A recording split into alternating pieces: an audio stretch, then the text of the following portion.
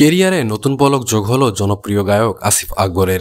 এবার তার মুম্বাই ফিল্ম ইন্ডাস্ট্রিতে অভিষেক হতে যাচ্ছে।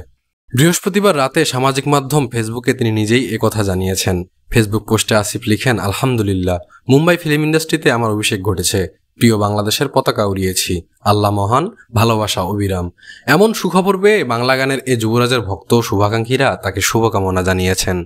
আসিফ তার গানের বিষয়ে বিস্তারিত এখনও কিছুই জানাননি।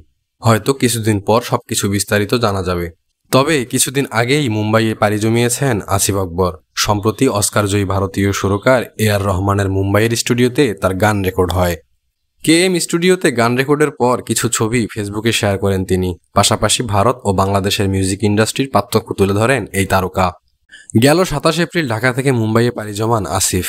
এর আগে 24 এপ্রিল লেবাননে একটি গানের শো করেন ও প্রিয়া তুমি কোথায় খ্যাত এই গায়ক। এর আগে গেল বছরে বলিউডে শ্রেয়া ঘোষালের সঙ্গে গাওয়ার কথা ছিল তার, যদিও শেষ পর্যন্ত সে সময় তা ঘটেনি। তবে এবার আসিফের সহশিল্পী হিসেবে কি শ্রেয়া ঘোষাল আছেন কি না তা জানা সম্ভব হয়নি।